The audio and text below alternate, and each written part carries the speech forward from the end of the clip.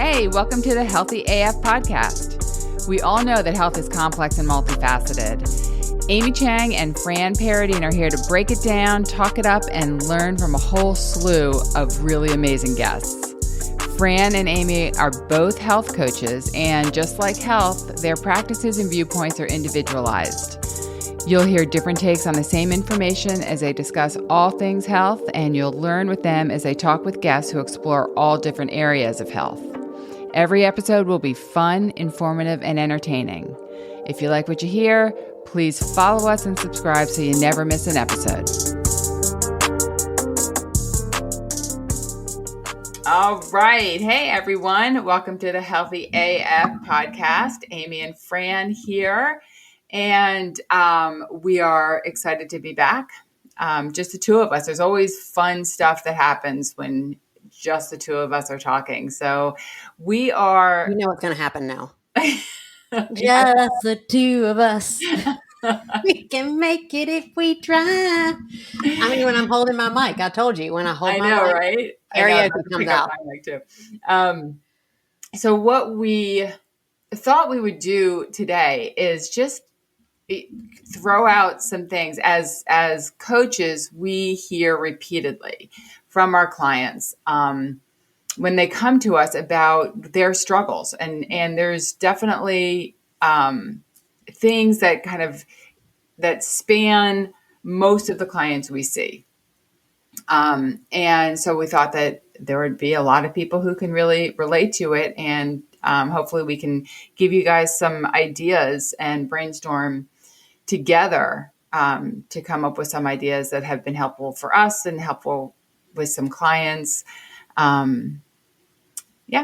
So here we are, and here we go. Here we go. 3, 2, 1, go. She was at a Veg Out event in Wilmington and created a poster where people at the event gave her, wrote down some of the struggles they were having. They defined what health was for them, and then some things that get in the way. And so I think we'll start with some of those, and I am sure we'll branch out as we always do. So as always. So shout out to the Veg Out festival in Wilmington. It was a great festival and had so many booths for so many different facets of health.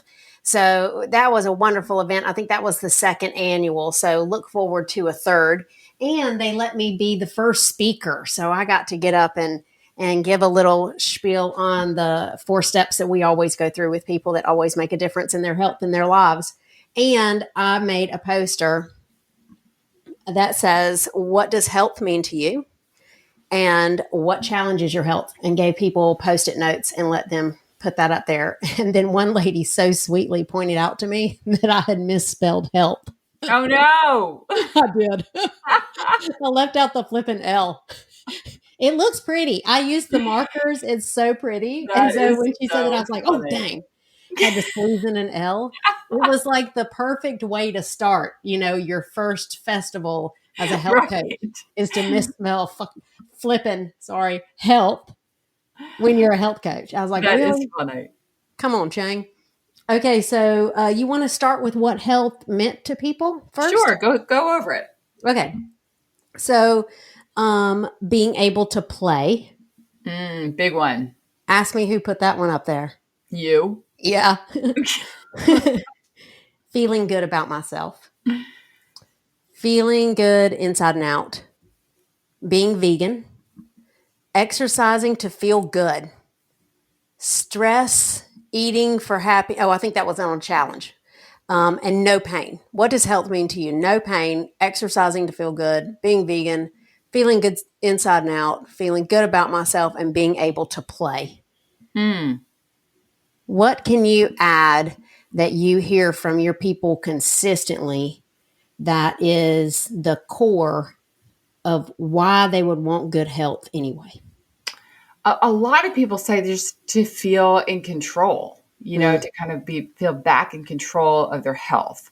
Because I do think when one thing goes, right, it's almost like a domino effect. And you like, if you should know, like, right, where you blow out your Achilles, right? Like that's that impacts, the ripple effects of something like that are huge. And then it does start to feel out of control. Eating, so you can't exercise, so maybe your sleep is off, and then your eating is off. And then you're grouchy, and so your relationships are off. So it just is, there are these ripple effects that impact, almost every aspect of our lives. So that's what I hear often. Yeah. Yeah, I do too. That's when I find most of my clients come to me is when the wheels are really off the bus. Yes. Like it's not one thing. It may have started with one thing, and it may have even been something outside of our control, like the weather turned. Yeah. It doesn't even have to be, something that happened to my body or my life directly. It can be as simple as the weather turned or, whatever, my job changed. Or, the kids just all of a sudden we're in soccer season. My exercise patterns, Yeah. when lacrosse starts up, when gymnastics really start going, whatever. So, yeah, totally. I feel that all the time. What does health mean to me? And I hear what their health means to them is being able to do all that stuff and not suffer, whether it's pain or just feeling. I just spoke with a client the other day, and I said, "What was spinning in your head at night as you laid awake before coaching? Before you came to coaching?" And she said, "I just felt like I was spinning my wheels and banging my head against the wall at the same time." Mm-hmm. And if that doesn't say, like, I am working my tootie off and have no control over the results, and I'm frustrated by that, overwhelmed, whoo. Right. And nothing's changing. Right. Yeah. So like I keep doing this, all I know how to do. Right. And nothing's changing. I keep ending up in the same place. And then and then, yes, the other thing is I get online or I talk to people, and this diet is working for this person, and this, workout is working for that person. And, oh my gosh, this person joined this group. And so it felt, for a lot of people, I think it feels like other people are making all this progress. Oh yeah. That's I'm going to stop you there because we're going to get there on the other side. Yeah. That's going to come up. Another thing, it's funny that the no pain came up on what health means to you. I think a lot of times people enter the healthcare system because they are in pain. And what's amazing and beautiful to me is what their journey looks like after they get out of pain. Working with Joey Miles at Healthy Living Spinal Care, what we saw there was that as patients were relieved of pain, then what their health meant to them was a fuller, more thriving life. But while you're in pain, it's more of a, hey, my health just means I can survive. My health just means I can get up. Yes. And so that sort of shows you the spectrum of your health can mean not being in pain. And then as you move from there, your health can be like being able to play. But you're not thinking about being able to play when you're trapped in pain. Right. Yeah. So a whole spectrum of what health means to you. And then you get on the little Post-it notes that say, what means feeling good about myself? Mm-hmm. Right. That mental, emotional portion of our health that you really don't feel that when you're in pain. Wow, I want to feel confident and alive every day. No, you just want your back to stop hurting, dude. Right. Right. And when you feel like your body is out of your control, right? You feel like, you're not happy with the way it looks. You're not happy with the way it feels. And all that comparison that we alluded to earlier, then you definitely don't feel healthy. Right. Even if other people look at you and think, oh my gosh, that person, looks healthy, feels healthy. If you don't believe that, if you don't feel that, if the emotional peace and confidence isn't there, then you're not healthy.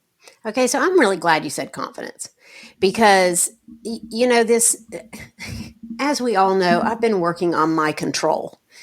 and how good it feels to have control in life, and how really, in essence, you got Jack. Okay, we could be hit by an asteroid like in the next 10 minutes.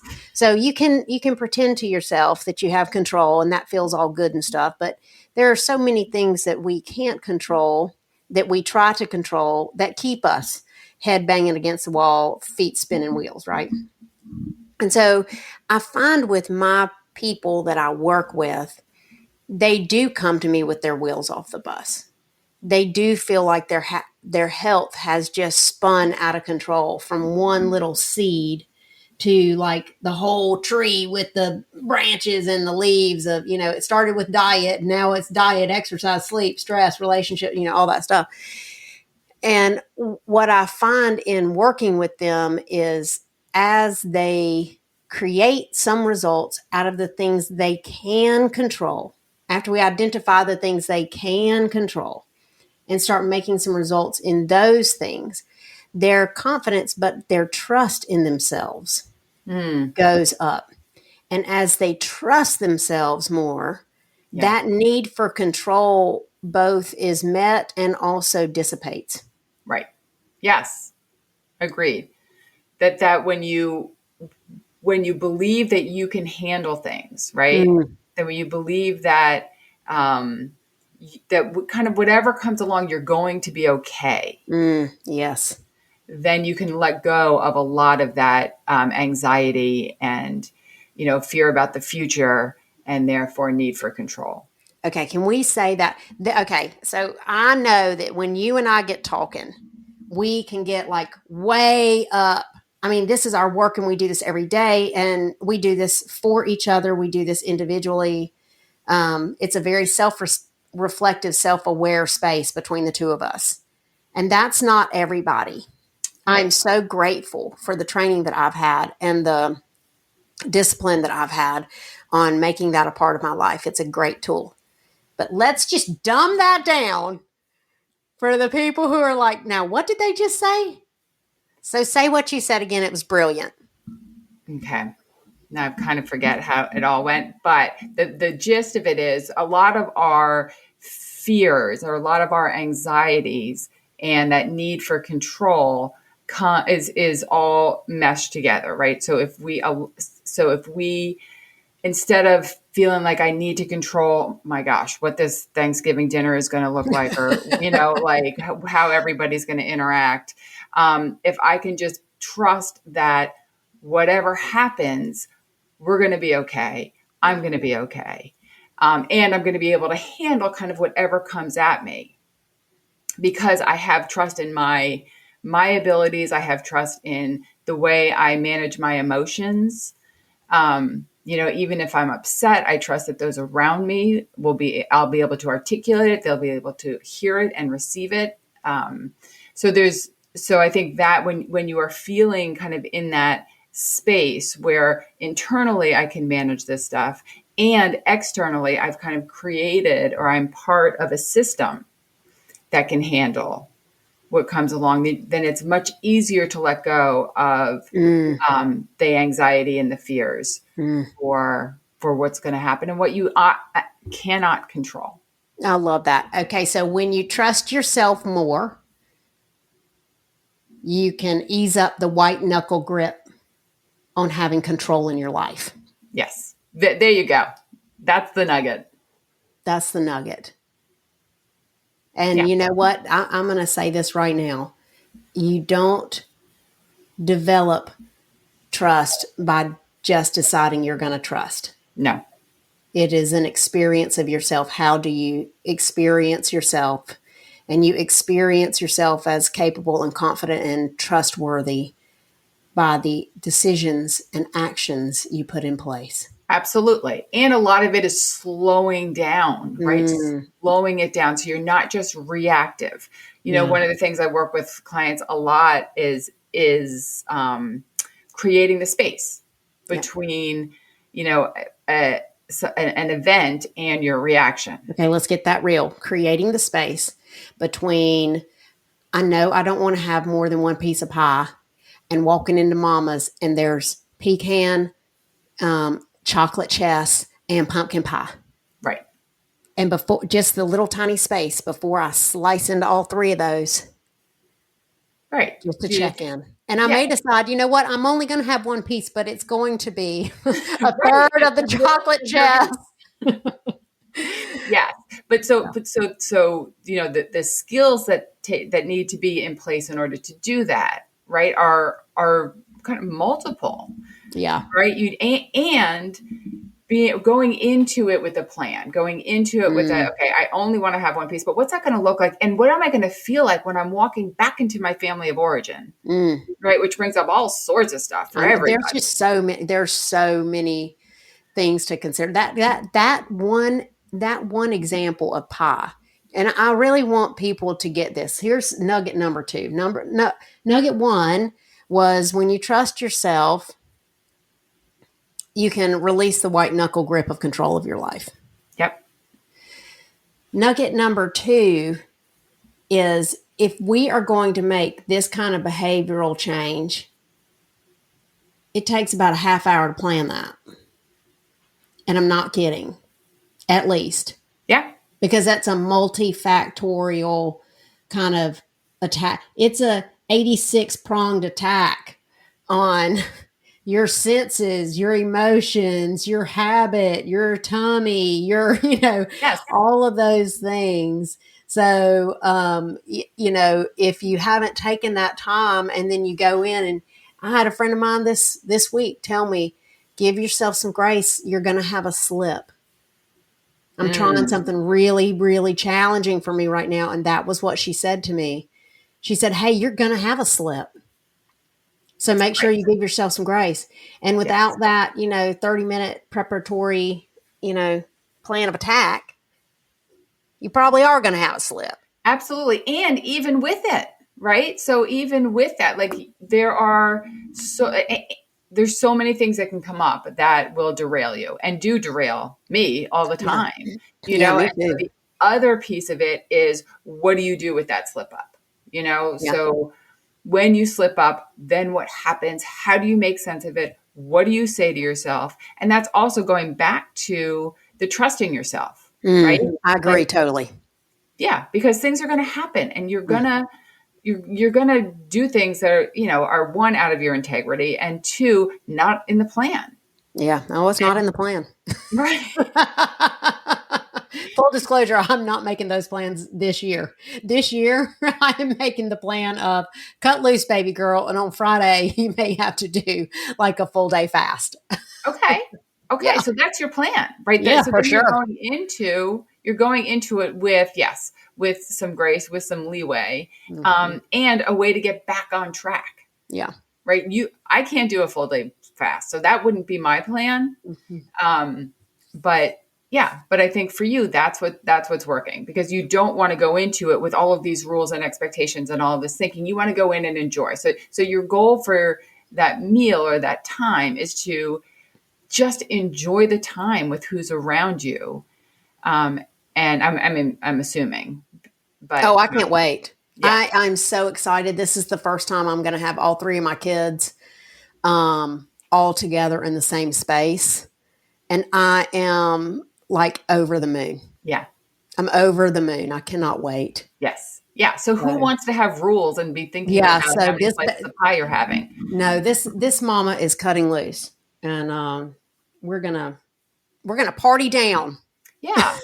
And there's so many, there's so much around food, right? It's not just, does it taste good, but it's also what the memories are, what the, that you've created these traditions with your family.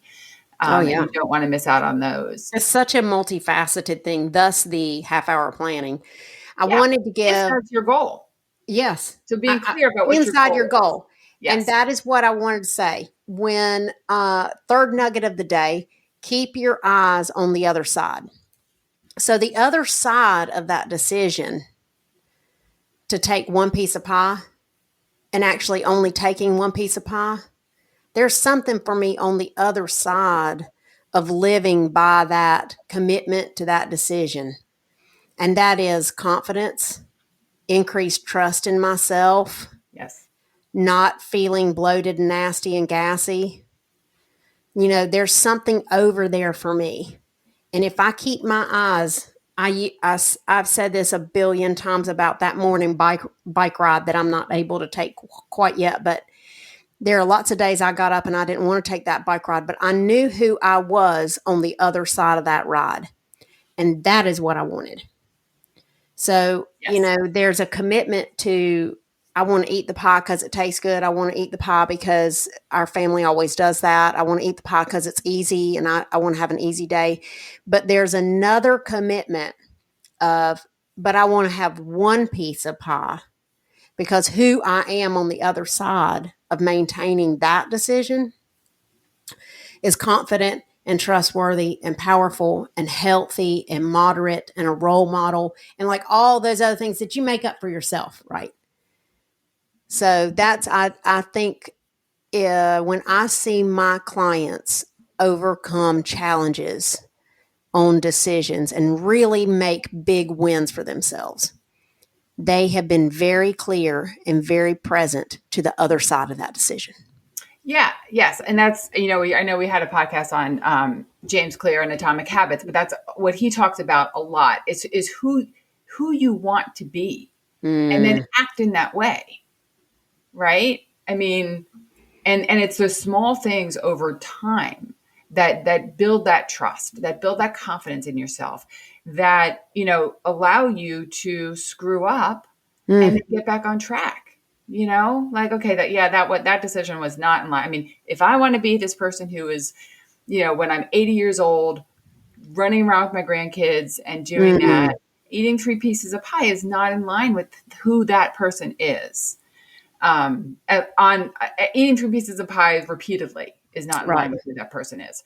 If in this example, maybe the eating 3 pieces of pie for, somebody else really works. It doesn't work for me. 3 pieces of pie for somebody, maybe they skip, I don't know how they manage that, but. Or maybe their goal, like that day, like, my God, each of my grandchildren made a pie. Of course I have to have a piece of it, like then it's about community and then it's about connecting. And then, so right. It's, and that, I think that goes back to how individual all of this is. And understanding yourself and understanding what your goals are. And as coaches, part of our job is to really honor that and I love that out of people. Yes. And that is the perfect segue for us to go from what does health mean to you? And I think we've established it's playing, feeling good emotionally, feeling confident, trusting yourself, being pain-free, into what challenges you with your health.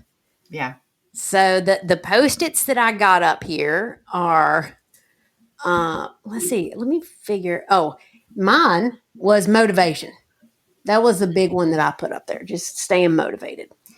Let's see. Other challenges were food and sugar, eating regularly, sugar, milk chocolate, junk food and salty snacks, distractions. This one breaks my heart a little bit and is very common with my people, and that is embarrassment. Let's see, food and time, and my special needs daughter.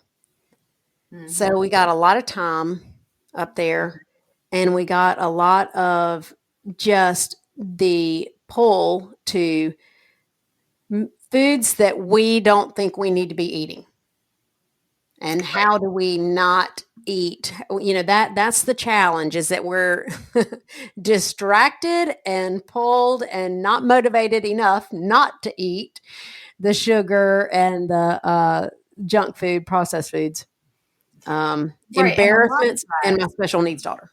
Right. So, and a lot of that is tied in with time, right? Yeah. Because a lot of that junk food, a lot of that sugar is convenient. Because we're always busy. We're busy and it's easy. And all these convenience foods are filled with sugar and they taste good. And then and then we get stuck in this cycle because the sugar is addicting. So then you want more, and the food is not meant to fill you up because it's not full of nutrients. And so then you eat more, and to alter that takes time. It does. And you know what? I'm going to throw in a true confession here. So, I have been dealing with my Achilles, and at one point I've been trying to increase my protein intake so that I could really put my body into a nice healing state, give her all the nutrient building blocks that she would need to take care of that healing for me.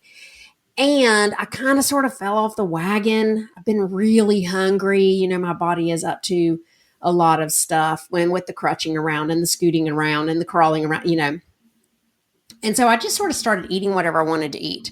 And primarily that was carbs, processed carbs in the form of cookies, English muffins, all the comfort stuff and the quick stuff that I go to grab. Right. What I noticed with that was that I was hungry all the time. Yes. And I switched up my supplementation. And when I did switch up my supplementation, I took out my daily collagen that I have like every morning because it didn't quite fit in with the scheme, something about the mixing or doesn't matter. I took it out.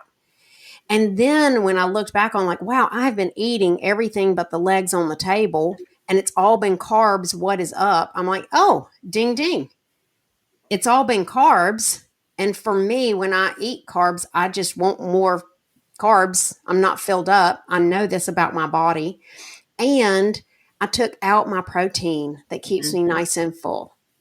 So it was really a moment where I got to see, and that what a present that is, that I got to see like, oh, I did this. This is how I felt and the result. Let me just go ahead. And so then I found a different way to get that collagen in the morning. And ever since I put that back in, I'm not eating the legs off the table again. Yes. Yeah. And so that's a perfect example of tuning into your body, right? And recognize and having the capacity to slow down and say, wait a minute, something's different because I am hungry all the time. So what has changed? Whereas I think, and you have the education to do that, right? So I think for a lot of people, it's just this kind of constant going without the time to reflect, without the recognition that maybe they should be reflecting, and then without the the education to sift through all of the information that's out there, right? Because there's so much information. Yes, no, I hate doing that. So if you were to do a sifting. Google, right? Without your background, if you were to do some Google search about, you'd be like, well, I have no idea what to do. Why am I eating the legs off the table? That would be the Google search. Actually, I will say this though. That knowledge did actually come from me from my health coach. He sent me some information about what nutritional needs my body had during healing. And I believe it was in that piece of information that said, if you're hungry all the time, you're probably not getting the macronutrient split that your specific body needs at this specific time.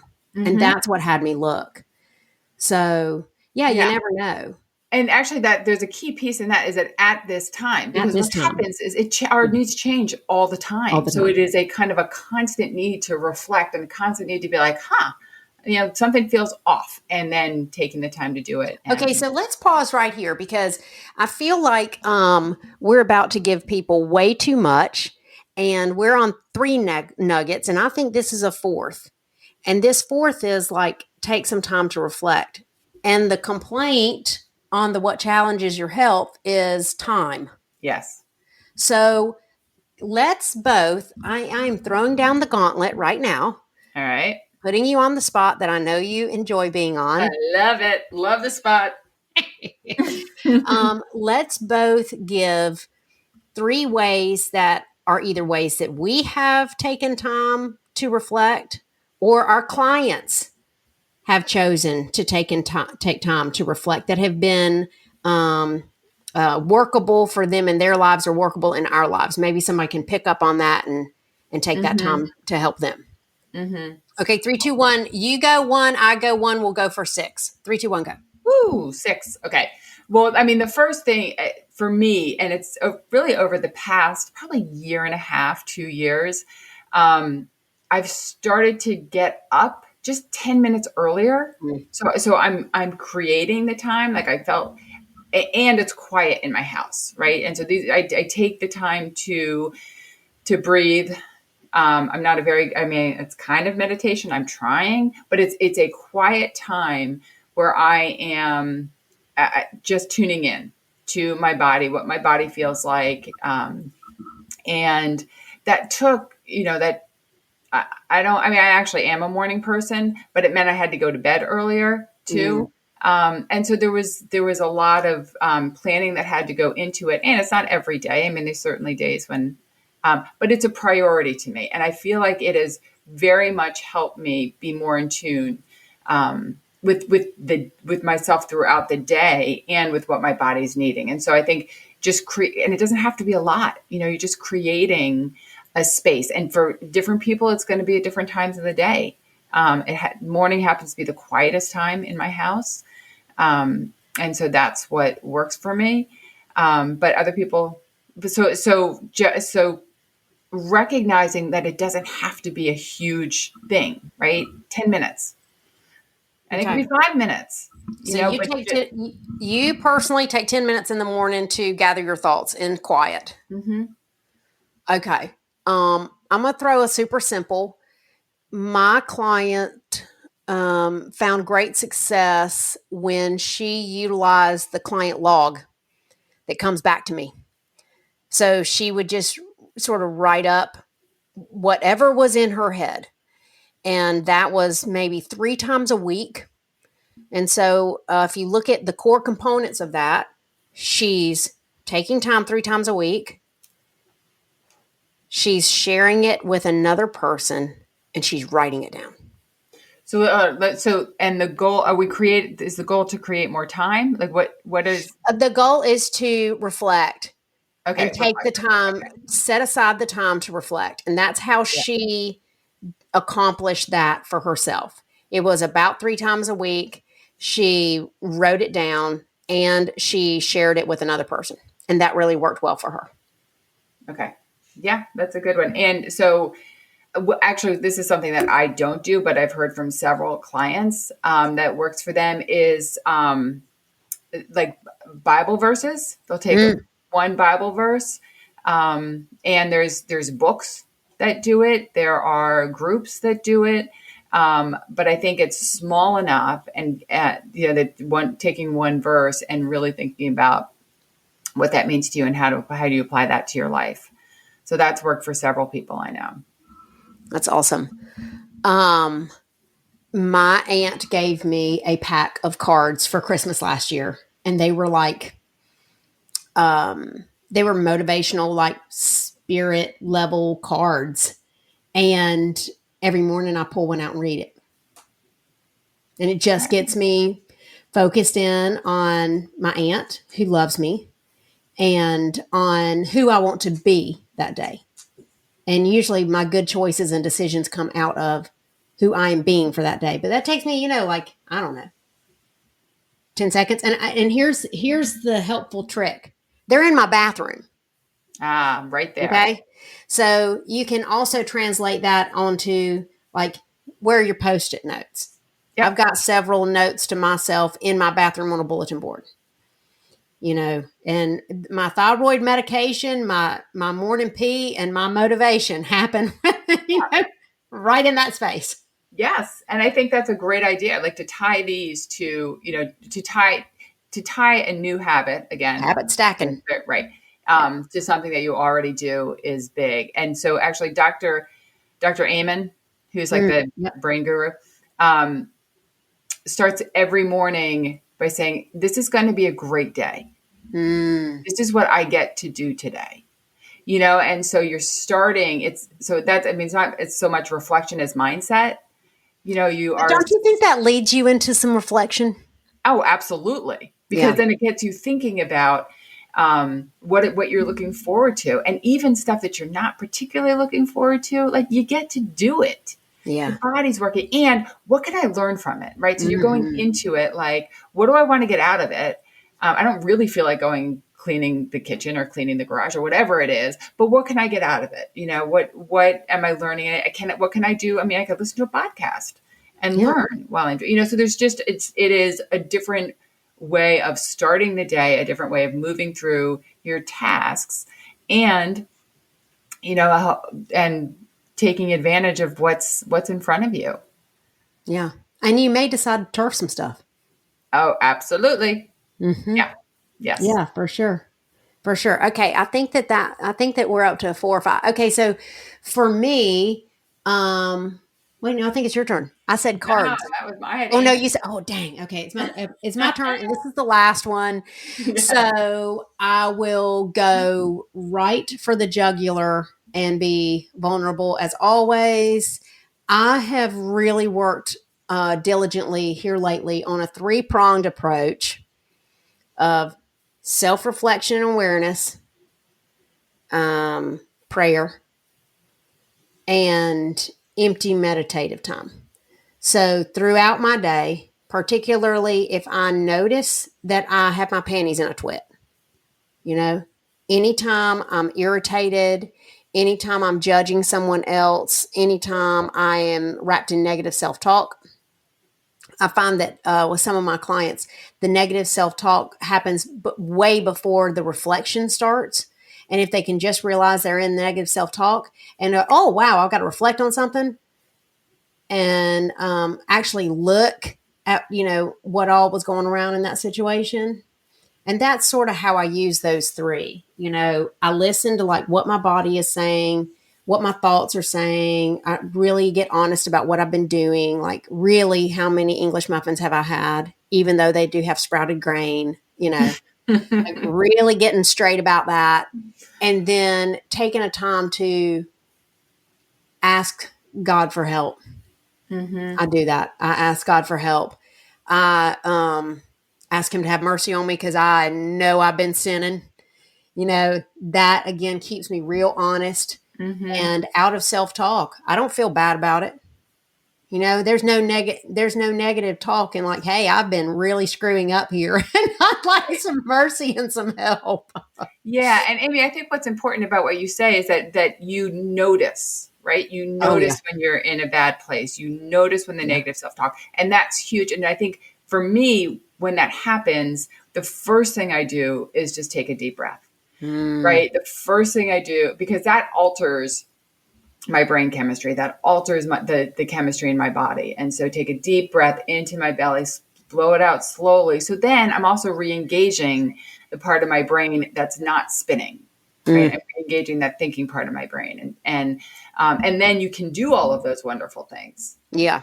You know what? I've found sometimes I take a deep breath. Usually if I'm really upset, I take a deep breath.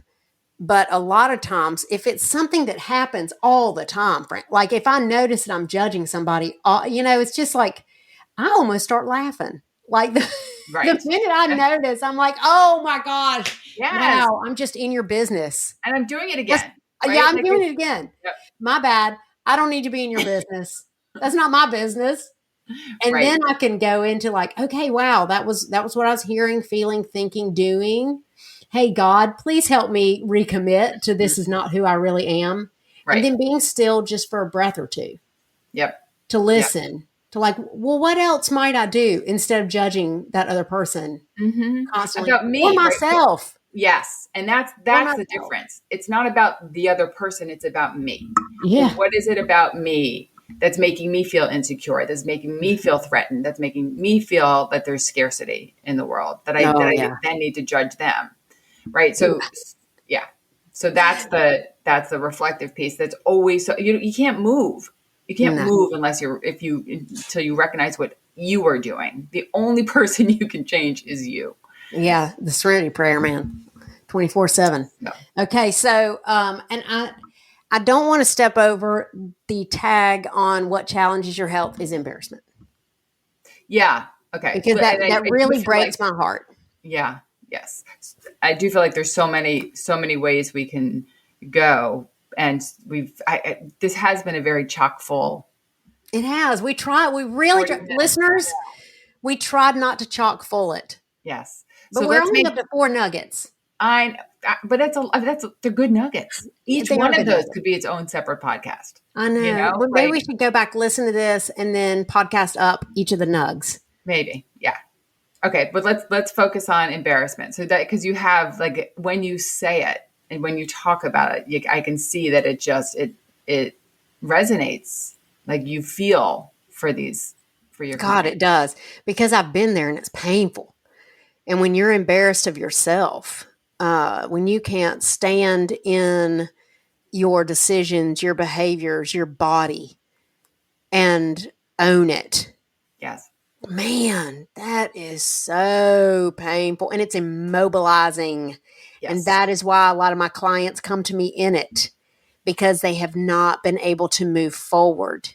Yeah. And So I'm like, so there's embarrassment, but I think also in here is shame, right? yes, Because the shame is that there's something wrong with me. yes, And I think that's the really painful piece. yeah. And I And don't think that people typically call it that. Like, we talk all the time about how our clients say they want one thing, but then when you really dig down, actually what they're wanting is like love and acceptance and freedoms. yes, I think it's that same thing. So if you're listening to this and you're dealing with being embarrassed because you're heavy, or embarrassed because you did eat 4 pieces of pie at Thanksgiving, no matter what your weight or size, or embarrassed because you haven't made it to the gym in the year, or whatever it is, it might be more hamstringing than just embarrassment because, I slipped and fell at the grocery store in front of everyone. It right. might be more shame and a lot more immobilizing than just a little bit of embarrassment. Yeah, And that's a place to look, to tackle up, because you're not going to move forward until you do. right. And I do, right. So I think, right. I think embarrassment is something like, oh, shoot, you fall down in front, like, or you say something that you put your foot in your mouth. Yeah. And to me, that's different than Okay, the let me kind of, think of an embarrassing. You know what? I will never forget Maggie when she was like 17 months old. We were in the Wegmans up in Rochester, New York, and she smacked me right in the face in the grocery line. And I was embarrassed. yeah. I was embarrassed. And, how dare my child, whose body is actually not under my physical control, make a decision that might not reflect that I'm a good mom. So the embarrassment tunnel is, I was embarrassed because I felt like that made me not look good. Yes. And then the shame, and I did not like lay into her. Like, I didn't. No. And that was like a point of, then it was my reflection of who I am as a mom. Am I a good mom? Did I do Yes. the right thing? The mom shame started to pop up. Uh, And thank God, I know it's the most painful shame alive, I'm convinced. And thank God a lady behind me said to me, you know what? You're doing a great job. And I really try to tell those moms who have said, like, yes. Nathan 14 times in the Yes. last 10 seconds, just don't forget you're doing a great job. Yep. Because the mom shame will keep us stuck and in pain and not parenting the way we really want to parent. That's a prison right there. Yes. Yeah. And it's so painful. And the reality is, yeah, we're doing the best we can, and we do things that negatively impact our Oh kids. gosh, I've got a list. And they'll tell you. The children will tell you. Yeah. But yeah, I'm so glad. And that lady really helped me Yes. stay out of the shame tunnel on that. Yes. Which then And you it tend to just take that stopped at, on wow, I was yourself. really embarrassed because my kid smacked me in the face. Yeah. Right. Right. Yeah. So Because yeah. I knew I was being the mom I wanted to be when I didn't just lay into her. Mm-hmm. But I felt like there was a societal expectation that your kid smacks you in the face and you lay into, you sit, I Mm-hmm. guess that may be from the South too, Mm-hmm. that, oh no, we're not doing that. Right. And all it took was just a little reassurance for me Yep. to stay in embarrassment, not a shame. for somebody to see you, right? To see Yeah. you, the essence of you, to see Yeah. that you are a mom in this moment struggling. Mm-hmm. And really trying to hold it together. Try to keep to my values of, this is just a normal kid behavior, kind of. She's 17 months old. Right. Hold your panties And she's together. angry or she's frustrated or whatever it Yeah. is, and doesn't have the words. Yeah. Yeah. I'm 28. She's 17 months. So, Yes. it does. When people come to me embarrassment, my experience has been most likely that translates into they're in a shame tunnel and they're suffering. And of course that hurts my heart for them. Yeah. Well, so and your point about societal is huge, right? I mean, in our society, it is not. There's so much attached to being overweight, to being unhealthy, to like there's so much judgment attached to that. And they internalize that, right? I mean, because they feel it, they see it when they go anywhere. Yeah. Um, I mean, so I've felt it in the gas station when I go in and get a Snickers, a Butterfinger, and a Heath bar. yeah. Yes, I have a sugar addiction. Okay, it's not, it's not a secret. I'm going to be brave about that. But yeah, I have done that many times and felt anywhere from embarrassed to shame. You know what? Okay, this is going to be another podcast, but I'm going to put it here so that you and I don't forget it. The hiding. Oh When we God. hide Well, yeah, behaviors. so That's connected. another Right. like I mean, that's a ding huge ding. red flag, right? Yeah. I mean, when you're hiding something, then the question is, why am I doing this? Yeah. And there are certain things, and I struggle with this because there are things when, I'm trying to think of one recently. I think I'm just not going to tell my husband that, something I'm like, and then I'm like, okay, why? What is it that I am afraid he's going to think about me if I tell him? And I've really challenged myself over the past, probably 5 years or so to just be honest. And what turns out is that he doesn't give a shit, really. Right. I know. Yeah. So that's such a clue that it's about me. Yep. And so, Thank you. so the hiding, the lying, the covering up is a big red flag for people to just question, ask themselves why they are. And maybe sometimes, depending on the situation, it could be dangerous to let somebody know something. But for the most part, which is another red flag altogether. But yeah, when you feel like you can't let somebody know what you're doing. Let's make that another whole Yeah. podcast. And I want to thank you and just acknowledge you for being open and vulnerable about where your work has been. Because it really is inspiring to me, and I'm sure somebody else is inspired because I think we've all felt that way. Oh, yeah. I mean, which is part of the growth, right? That and recognizing that none of us is unique, really. I mean, we're all, none of us, we're not the only one struggling with what we're struggling with. It's really pretty universal. Yeah. So, and you too, you have been open and vulnerable, and I think it's what makes you a good coach, and like people drawn to us because they feel like they can be safe. Thank you. I really got that acknowledgement, and I appreciate it. I got that you got the essence of me, and that's very meaningful. If you're out there and you're listening to this podcast, please know that you are not alone. You do not have to hide. You can trust yourself. You can build trust in yourself. You are more capable than you think you are, and we believe in you. Like, subscribe to the podcast, listen frequently, share it with your friends. And if you'd like to step in and challenge yourself, or even you think you might want to challenge yourself into working with a coach, please visit our website at healthyliving.coach, where you can schedule a totally for free, take control of your health session with either Fran or me, Amy. And we love you. And it's happy Thanksgiving for us, but this is going to drop in February. Valentine's Day, which is another, whole other thing. But we love you. Absolutely. Okay.